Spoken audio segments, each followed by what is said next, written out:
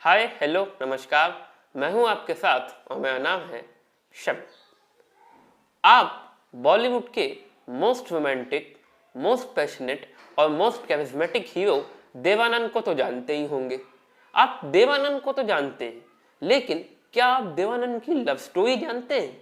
मैं आपको यकीन दिलाता हूं कि देवानंद की जैसी लव स्टोरी आपने आज तक नहीं सुनी होगी।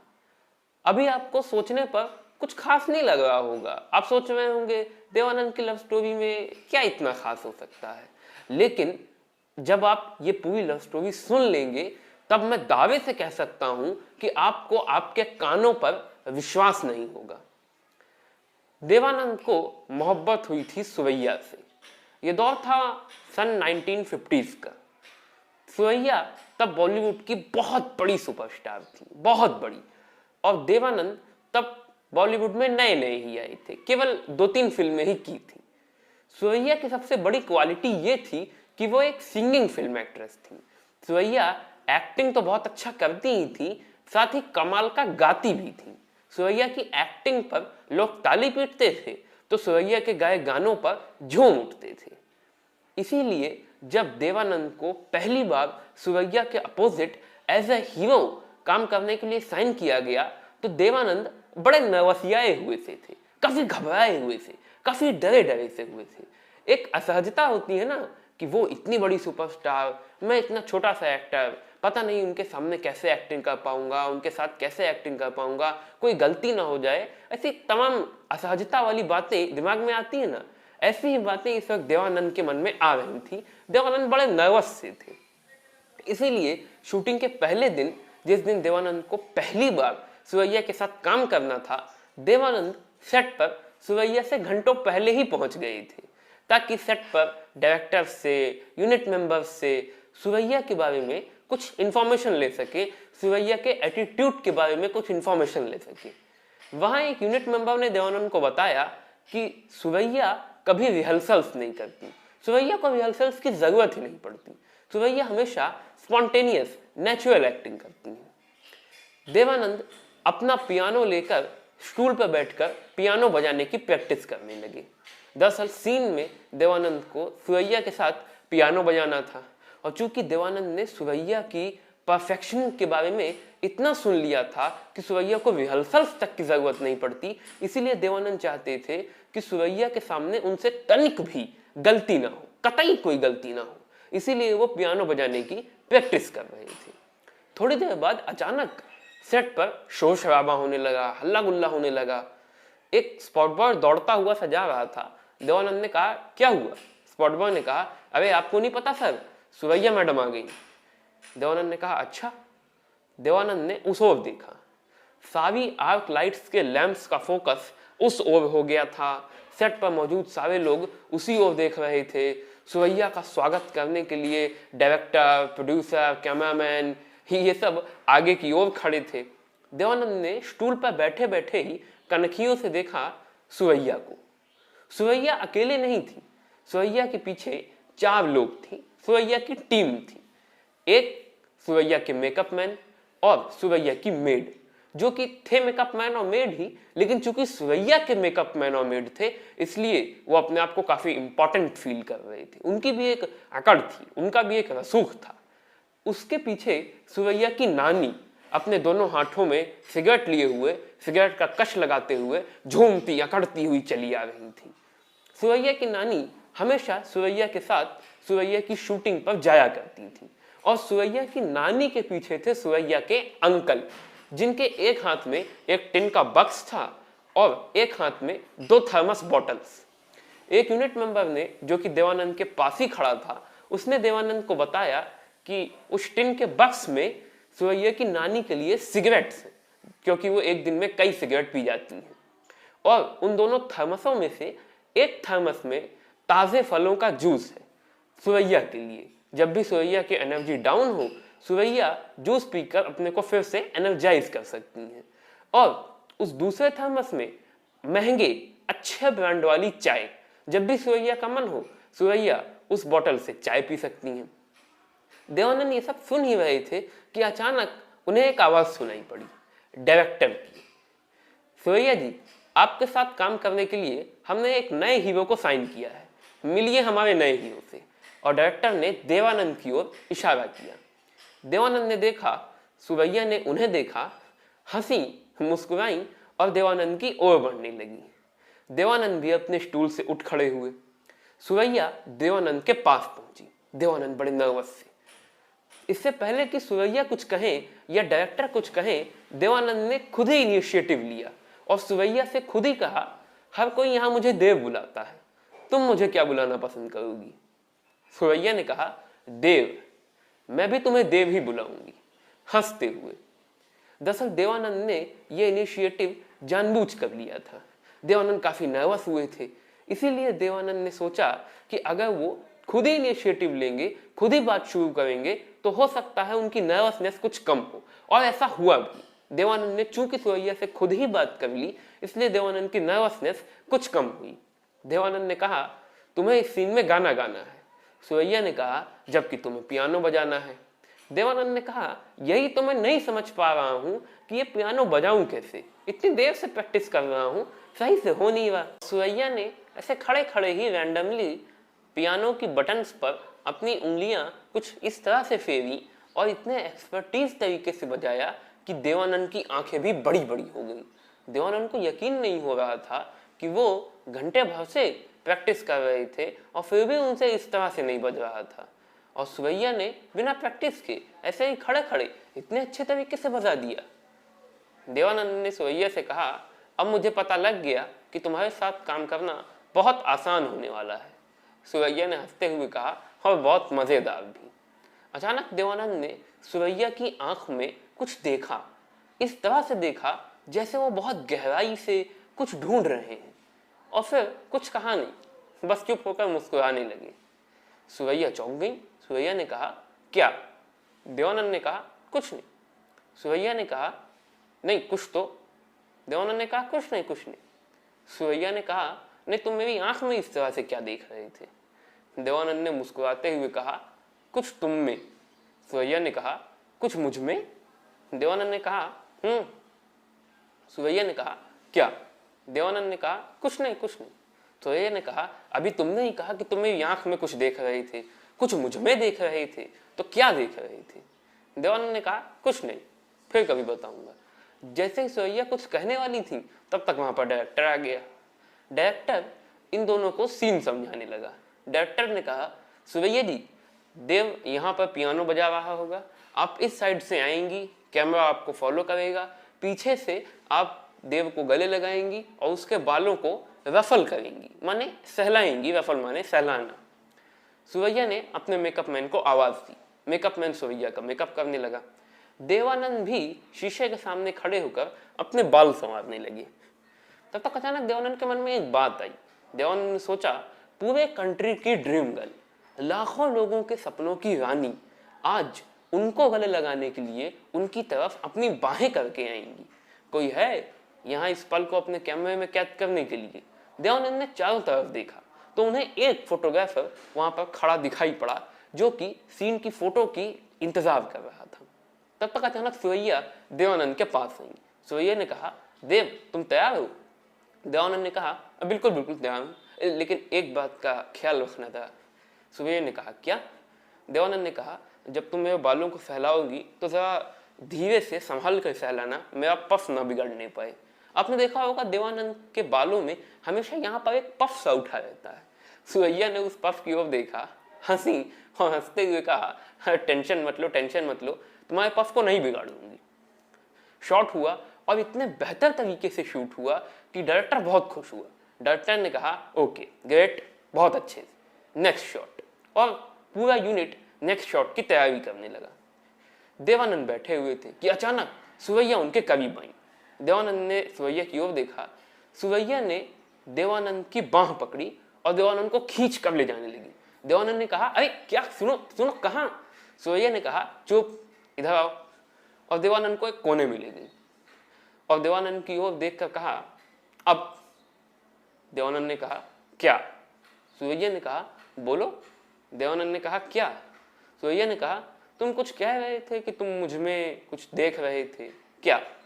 देवानंद ने कहा, मैं तुम्हारी चापलूसी नहीं करना चाहता।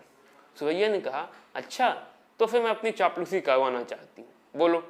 देवानंद ने कहा, मैं जो बोलूँगा क्या तुम उसे सीरियसली लोगी? सुरैया ने कहा, बिल्कुल सीरियसली लूँगी, बोलो। देवानंद ने कहा, तुम्हारे चेहरे पर तुम्हारी आंखें ऐसी लग रही हैं जैसे किसी रानी के चेहरे पर हीरे चमक रहे हैं। सुरैया हंसी। देवानंद ने कहा, लेकिन। सुरैया ने चौंक कर कहा, लेकिन क्या? देवानंद ने कहा, तुम्हारी नाक अच्छी है पर थोड़ी ज़्यादा लंबी है। सुरैया ने कहा, हाँ सही कह रहे हो। देवानंद ने कहा, पर जैसी भी है तुम्हारे चेहरे पर अच्छी लगती है, इसी पर मैं तुम्हें एक निकनेम देना चाहता हूँ। सुरैया ने कहा, निकनेम? देवानंद ने कहा, मैं जिन भी लड़कियों के साथ काम करता हूँ उन्हें कोई ना कोई निकनेम जरूर देता हूँ। सुरैया ने कहा, अच्छा तो मतलब तुमने बहुत सी लड़कियों के साथ काम किया है?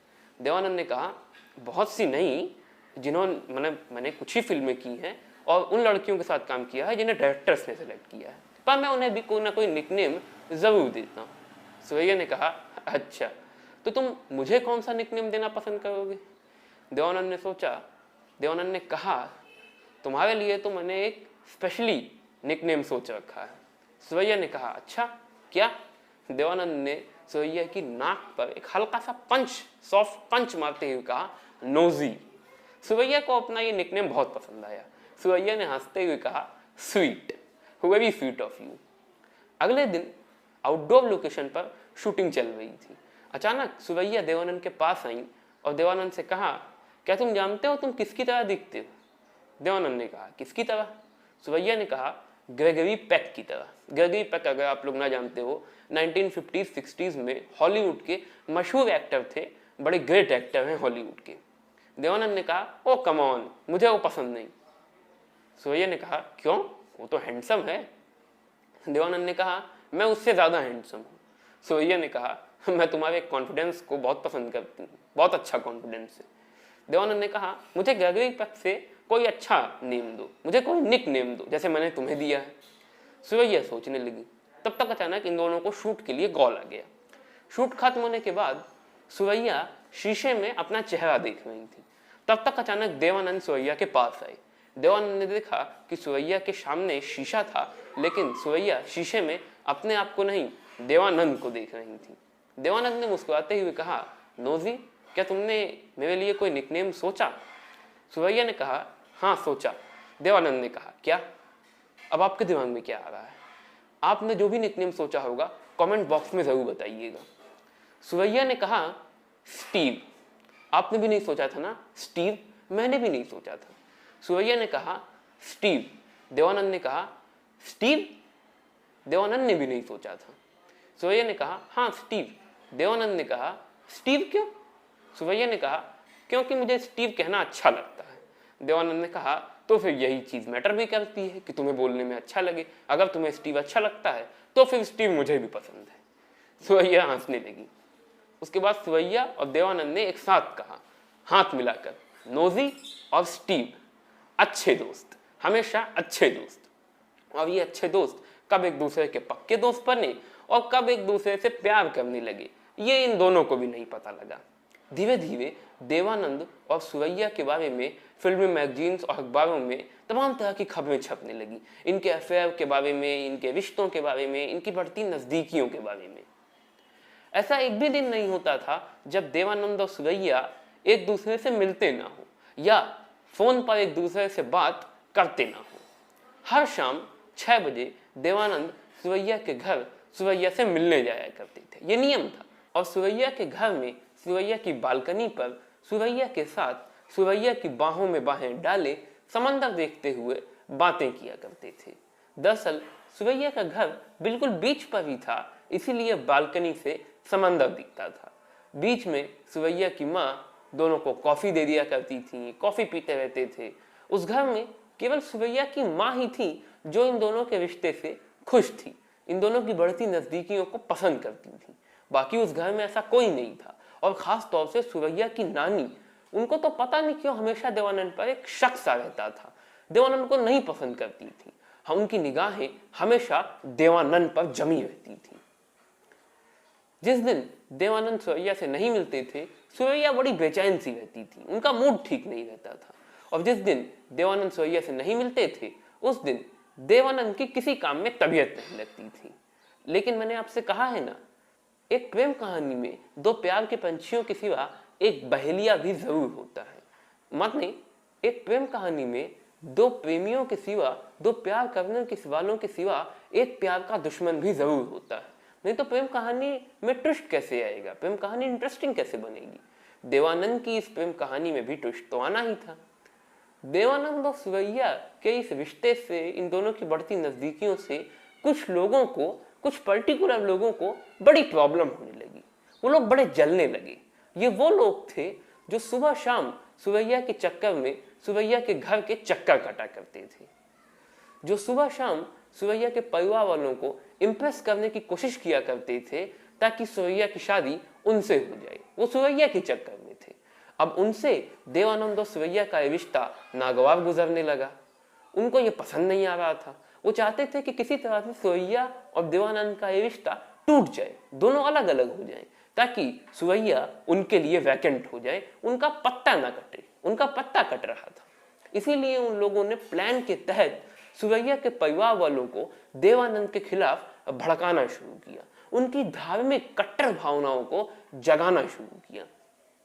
एक मुसलमान आपकी हिंदू बेटी से शादी करेगा, ये तो इस्लाम की तौहीन हो जाएगी। तमाम मजहबी बातें उनके दिमाग में भरने लगी और नया नया बंटवारा हुआ था। इसलिए कई ऐसे लोग थे जिनके दिमाग में मजहबी बातें, धार्मिक कट्टर बातें थी। उनकी धार्मिक कट्टर भावनाओं को जगाना बहुत आसान था। इसीलिए सुरैया के परिवार वाले भी उनकी बातों के प्रभाव में आने लगे। और खास तौर से सुरैया की नानी, वो वैसे भी बड़ी ही कट्टर विचारों की थी।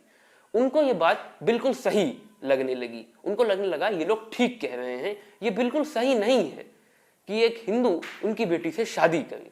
इसीलिए सुरैया की नानी ने ये कस्द कर लिया, ये तय कर लिया कि अब वो इन दोनों के रिश्ते को तोड़ कर रहेंगी, इन दोनों को नजदीक नहीं आने देंगी, इन दोनों की नजदीकियों को खत्म करेंगी, इन दोनों को अलग अलग करेंगी। अब सुरैया की नानी देवानंद और सुरैया के प्यार के दुश्मन के तौर पर उनके सामने खड़ी हो चुकी थी।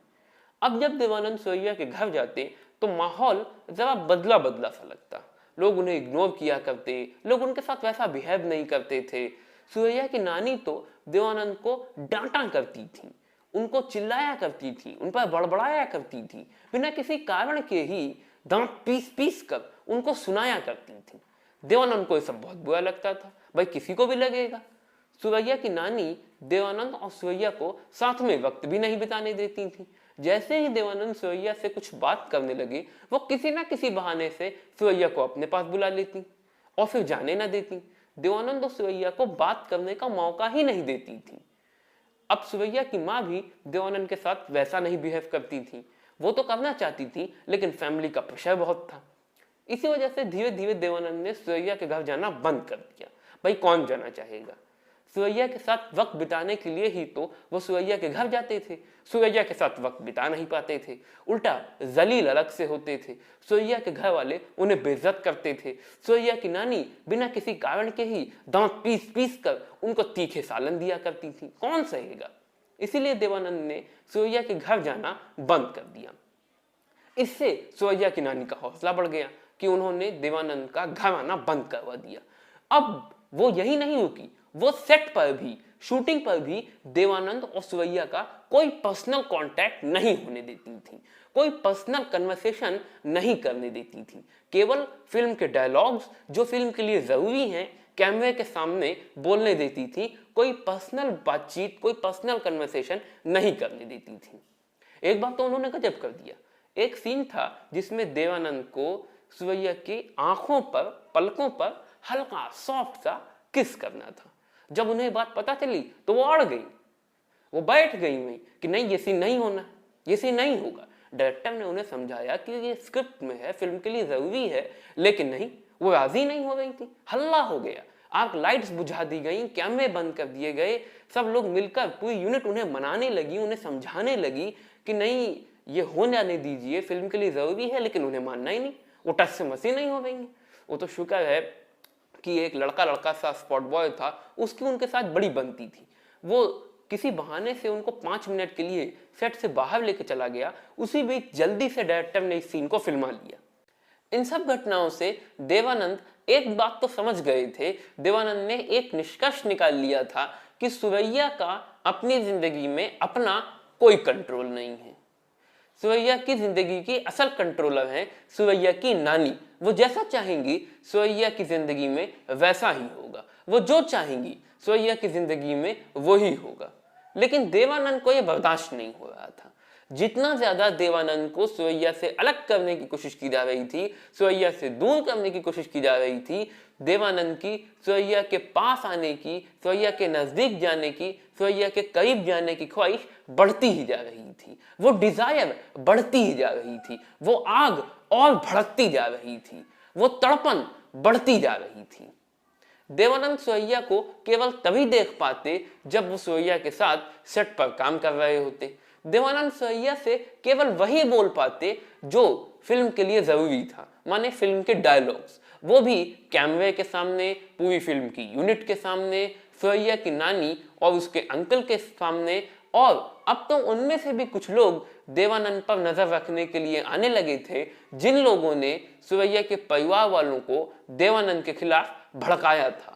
वो देवानंद पर इस तरह से नजर रखते थे जैसे वो अपनी राजकुमारी सुरैया को देवानंद नाम के राक्षस से बचाना चाहते हैं। देवानंद और सुरैया का कोई पर्सनल कांटेक्ट नहीं हो पा रहा था, कोई पर्सनल कन्वर्सेशन नहीं हो पा रहा था। और जितना ज्यादा पर्सनल कांटेक्ट नहीं हो पा रहा था, उतना ज्यादा ही देवानंद की तड़पन बढ़ती जा रही थी। देवानंद की डिजायर बढ़ती जा रही थी। ये डिजायर धीरे धीरे डिप्रेशन के लेवल तक पहुंच गई। ये डिजायर धीरे धीरे इस लेवल तक पहुंच गई कि देवानंद डिप्रेस्ड होने लगे। देवानंद को लगने लगा कि वो एक रिजेक्टेड मैन है। देवानंद को लगने लगा कि सुरैया ने, यानी एक लड़की ने उन्हें रिजेक्ट कर दिया है, लेकिन वो लड़की उनकी जिंदगी में अब भी बहुत इंपॉर्टेंस रखती है। देवानंद का हाल ऐसा हो गया जैसे लैला के बिना मजनू का, जैसे जूलियट के बिना रोमियो का। देवानंद ने अपनी किताब रोमांसिंग विद लाइफ में लिखा है कि अब मुझे पता चला, ये मेरी जिंदगी का वो पल था जब मुझे पता लगा कि यंग पीपल, यंग लड़के लड़कियां एक दूसरे के बिना सुसाइड क्यों कर लेते हैं, एक दूसरे से अलग होकर आत्महत्या क्यों कर लेते हैं। लेकिन देवानंद दूसरी ही मिट्टी के बने थे। उन्होंने आत्महत्या का नहीं सोचा। देवानंद ने सोचा कि अब वो इस स्थिति में, इस परिस्थिति में, इस सिचुएशन में क्या कर सकते हैं। देवानंद ने सोचा कि वो किसी तरह से सुरैया से पर्सनल कांटेक्ट करके रहेंगे। इसके लिए उन्होंने सोचा कि सुरैया को एक खत लिखा जाए। लेकिन वो खत सुरैया के पास पहुंचेगा कैसे? इसके लिए देवानंद पहुंचे दिवेचा के पास। दिवेचा एक कैमरामैन था जो कि देवानंद का बहुत अच्छा दोस्त था और सुरैया के घर वालों से दिवेचा की बड़ी अच्छी बॉन्डिंग थी। वो आना जाना होता था। दिवेचा ने देवानंद को देखा तो कहा, हे लवर, आज यहाँ कैसे? देवानंद ने कहा, लवर तुम्हारे पास एक रिक्वेस्ट लेके आया है। दिवेचा ने कहा, बंदा हाजिर, बताओ क्या कर सकता हूं तुम्हारे लिए। देवानंद ने कहा, ये लेटर सुरैया तक पहुंचा देना, किसी को पता न चलने पाए। दिवेचा ने कहा, ओह क्या है? देवानंद ने कहा, तुम पहुंचा देना बस। दिवेचा ने कहा, ठीक। दिवेचा ने उसी शाम सुरैया के घर जाकर चुपके से सुरैया को वो लेटर पकड़ा दिया। अगली सुबह जब देवानंद दिवेचा से मिलने पहुंचे तो दिवेचा ने देवानंद के बगल से गुजरते हुए देवानंद की जेब में एक लेटर डाल दिया और कहा, बहुत जल्दी रिस्पॉन्स आ गया है, देखो तो क्या है, और पढ़ के मुझे बताना मत भूलना, आखिर तुम्हारा काम मैंने ही किया है। देवानंद ने कहा, ठीक है, पहले मैं पढ़ तो लूं। देवानंद कोने में जाकर वो लेटर पढ़ने लगे। लेटर सुरैया का था। सुरैया ने लिखा था, तुम्हारा खत पढ़ के मैं बहुत रोई। मेरा भी हाल बिल्कुल वैसा ही है जैसे तुम्हारा। I love you. कल रात 7 बजे मुझे टेलीफोन करना। मैं टेलीफोन के पास बैठकर तुम्हारे फोन का इंतजार करती रहूंगी। देवानंद का हाथ कांप रहा था जब वो ये खत पढ़ रहे थे। उसी शाम 7 बजे देवानंद ने सुरैया को टेलीफोन लगाया। उधर से आवाज आई, हेलो। हेलो सुनते ही देवानंद समझ गए कि ये तो सुरैया की आवाज है। देवानंद ने खुश होकर कहा, नौजी। देवानंद ने अपना सारा प्यार सुरैया के लिए, सारा प्यार इसी एक शब्द नौजी में उड़ेल दिया। लेकिन इससे पहले कि सुरैया कुछ कहती, एक कर्कश आवाज आई, कौन है? देवानंद आवाज सुनते ही समझ गए कि ये तो खड़ूस नानी की आवाज है, और फिर सुरैया के रोने की आवाज, और फोन कट हो जाता है। 1 मिनट बाद देवानंद फिर से फोन मिलाते हैं।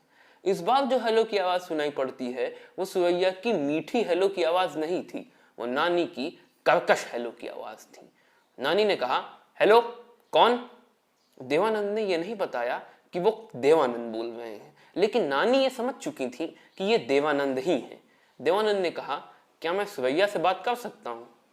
नानी ने कहा, नहीं, सुरैया यहां नहीं है, अब आगे से फोन मत करना, और फोन कट कर दिया। देवानंद ने 1 मिनट बाद फिर से फोन मिलाया। इस बार नानी ने देवानंद से बिना कुछ सुने ही जोर से चिल्लाकर कहा, अगली बार अगर फोन किया तो तुम्हारी शिकायत पुलिस में कर दूंगी, फोन रखो। और जोर से डांट कर फोन पटक दिया। इतनी जोर से पटका कि देवानंद के कान के पर्दे फट गए। देवानंद समझ नहीं पा रहे थे कि अब वो क्या करें। 5-10 मिनट और बीत गए। देवानंद ने सोचा एक बार फिर से फोन मिलाते हैं। देवानंद ने एक बार फिर से फोन मिलाया। इस बार जो हेलो की आवाज सुनाई पड़ी वो ना ही सुरैया की मीठी हेलो की आवाज थी, ना ही नानी की कर्कश हेलो की आवाज थी। ये एक अलग ही सॉफ्ट हेलो की आवाज थी। देवानंद को लगा कहीं ये सुरैया की माँ तो नहीं। देवानंद ने कहा, क्या आप मम्मी हैं? उधर से आवाज आई, हाँ देव। देवानंद ने कहा, क्या मैं सुरैया से बात कर सकता हूँ? सुरैया की मम्मी ने कहा, नहीं, वो भी बहुत रो रही है। सुरैया बहुत रो रही है, ये सुनकर तो देवानंद के सर से लेकर पैर तक में आग लग गई, उद्विग्न हो उठे। देवानंद ने कहा, क्या मैं सुरैया से बात कर सकता हूँ, प्लीज? सुरैया की मम्मी ने कहा, नहीं, सुरैया की नानी उसके पास ही खड़ी है, लेकिन चाहो तो तुम उससे मिल सकते हो। देवानंद ने कहा, मिल सकता हूँ? कब, कहाँ, कैसे? सुरैया की मम्मी ने कहा, 1 घंटे बाद मुझे फिर से फोन करो, और फोन कट कर दिया। देवानंद ने सोचा 1 घंटे बाद। खैर, देवानंद ने 1 घंटे बाद फिर से फोन किया। सुरैया की मम्मी ने कहा, कल रात 11:30 बजे तुम सुरैया से मिल सकते हो। देवानंद ने कहा, 11:30 बजे रात के? उन्होंने कहा, हाँ, रात के 11:30 बजे सुरैया तुम्हें बिल्डिंग की टेरेस पर मिलेगी। तुम मेन बिल्डिंग में आना, वहां से सीढ़ी ले लेना, सीढ़ी से चढ़कर टेरेस पर पहुंचकर सुरैया से मिल लेना। और फोन कट कर दिया। अब देवानंद के दिल और दिमाग में जोरदार जंग शुरू हुई। दिल कहता कि वाह, खुश क्यों नहीं होते, सुरैया से मिलने का मौका मिल गया। और दिमाग कहता, बेटे जरा सोच ले, कहीं ऐसा तो नहीं कि ये तुझे फंसाने का कोई जाल है, तुझे फंसाने का कोई ट्रैप है। कहीं ऐसा तो नहीं कि तू वहां टेरेस पे पहुंचे और वहां सब लोग पहले से तेरा इंतजार कर रहे हो, तेरे पहुंचते ही तुझे धर दबोचे और फिर पुलिस को सौंप दे, और फिर पुलिस से न जाने तेरे बारे में क्या कह दे, न जाने तुझ पर क्या आरोप लगा दे, और फिर मीडिया तेरी इज्जत की नीलामी कर देगा, तेरी इज्जत की धज्जियां उड़ा देगा, उसे तार तार कर देगा। ये सोचकर देवानंद को जरा डर लग रहा था। लेकिन अंत में दिल और दिमाग की इस जंग में जीत दिल के ही हाथ रही, जैसा कि देवानंद चाहते थे। देवानंद ने सोचा, नहीं, मुझे सुरैया की मम्मी पर भरोसा करना चाहिए। केवल वही तो है उस घर में ऐसी जो हमारे रिश्ते को पसंद करती हैं, हमारी बढ़ती नजदीकियों से खुश हैं। वो मुझे नहीं पकड़वाएंगी, इसलिए मुझे उनकी बात पर भरोसा करना चाहिए। अगली रात 11:30 बजे देवानंद अपने दोस्त तारा के साथ वहां पहुंच गए। देवानंद तारा को अपने साथ इसलिए ले गए थे ताकि तारा उनकी सेफ्टी कर सके, क्योंकि तारा मुंबई पुलिस में इंस्पेक्टर था। देवानंद केवल दिल की भावना में नहीं बह गए थे, उन्होंने दिमाग का भी इस्तेमाल किया था। तारा ने देवानंद को एक छोटी सी टॉर्च दी और कहा, देखो, अगर ऊपर तुम कोई भी खतरा देखो, मान लो सच में धर दबोचने के लिए बैठे हो, कोई भी गड़बड़ देखो, तुम्हें लगे कि तुम अनसेफ हो, तुरंत इस टॉर्च को ऊपर की तरफ करके 2 बार फ्लैश करना, मैं तुरंत समझ जाऊंगा। मैं भी अपनी टॉर्च को 2 बार फ्लैश करूंगा तो तुम समझ जाना कि मैं तुम्हारे रेस्क्यू के लिए आ रहा हूं, और मैं तुरंत तुम्हारे रेस्क्यू के लिए आ जाऊंगा। मैं अपने साथ एक रिवॉल्वर लेकर आया हूं। देवानंद ने जब देखा कि तारा के पास एक रिवॉल्वर है तो उन्हें सेफ महसूस हुआ। देवानंद ने 11:30 बजे तक वेट किया। 11:30 बजे उन्होंने अपनी गोल्डन रोलेक्स वॉच, जो कि देवानंद हमेशा पहनते थे, उसमें टाइम देखा, 11:30 बज रहे थे। सीढ़ी ली और सीढ़ी से ऊपर टेरेस की तरफ चढ़ने लगे। चढ़ते चढ़ते, हाँफते हाँफते जब वो टेरेस की छत पर उतरे, उन्होंने देखा पानी की टंकी के पास सुरैया खड़ी है। देवानंद सुरैया की तरफ दौड़े, सुरैया ने देवानंद को देखा और अपनी बाहें देवानंद की तरफ कर ली। रास्ते में ही देवानंद ने भी अपनी बाहें खोल दी और सुरैया से झपट गए, चिपक गए। दोनों ने एक दूसरे को ऐसे पकड़ लिया जैसे कभी छोड़ेंगे ही नहीं, कस के पकड़ लिया। 2 मिनट बाद दोनों अलग अलग हुए। देवानंद ने सुरैया की ओर देखते हुए सुरैया के माथे से उसके बालों को ठीक किया और सुरैया ने अपने होंठ देवानंद के होंठों पर रख दिए। माने इन दोनों के बीच एक किस होने लगा।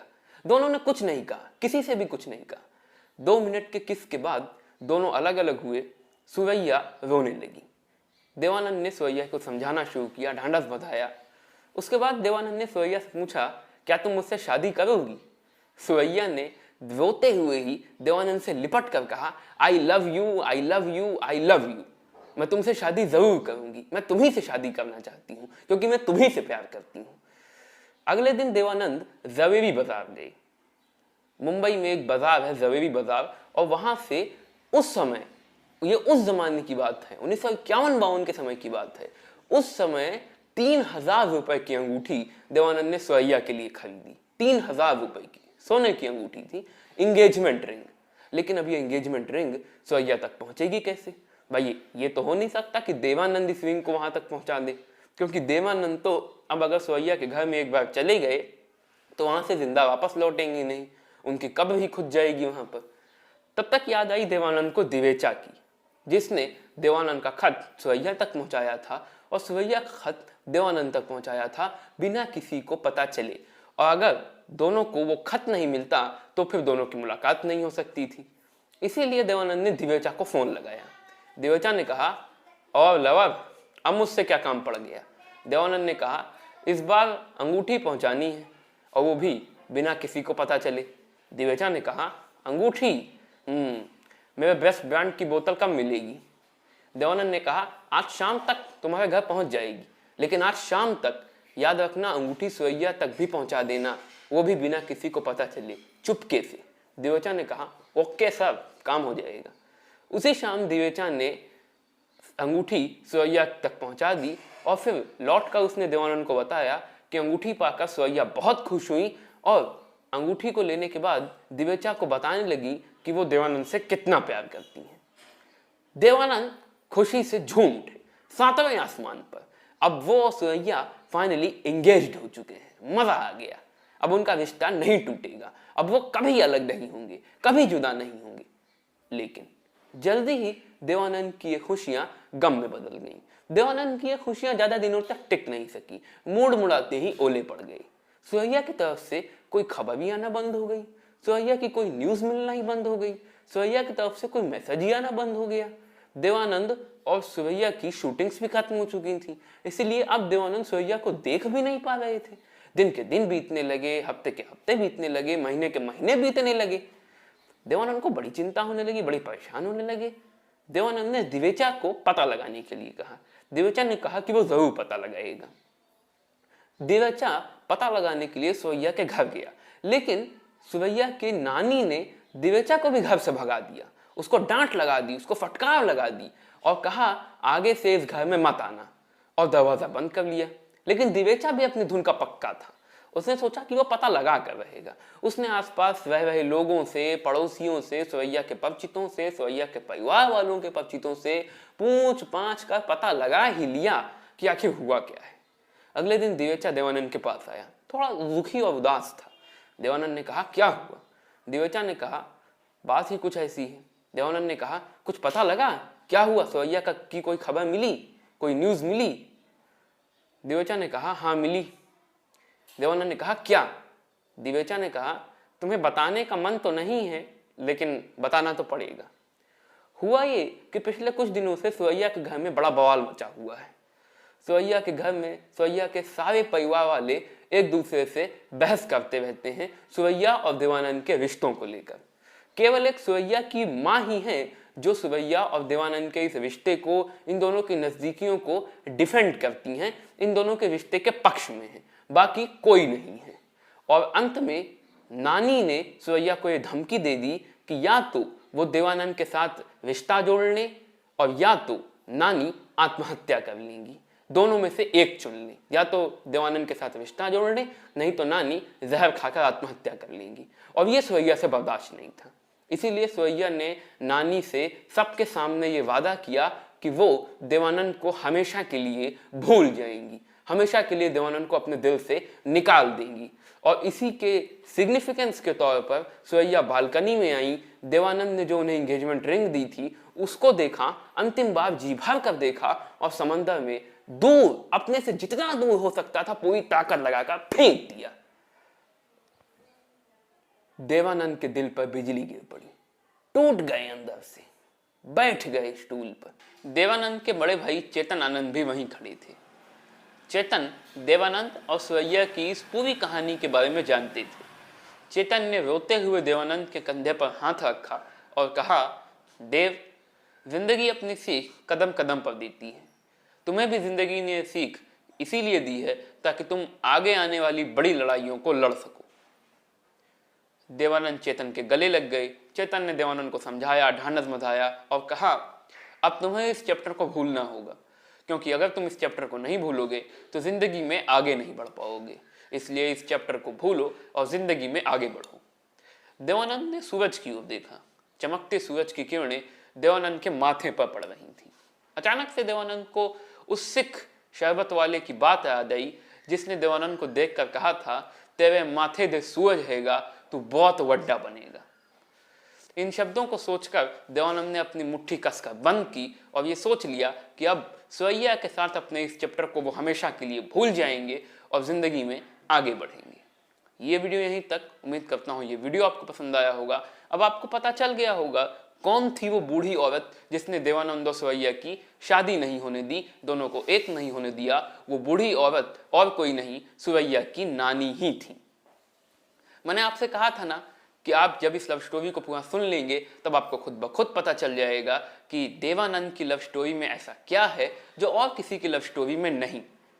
उम्मीद करता हूँ ये वीडियो आपको पसंद आया होगा। अगर वीडियो पसंद आया हो तो केबीके को सब्सक्राइब करिए, वीडियो को लाइक करिए और जब भी कभी फिल्म किस्से सुनने का मन हो केबीके पर जरूर पधारिए।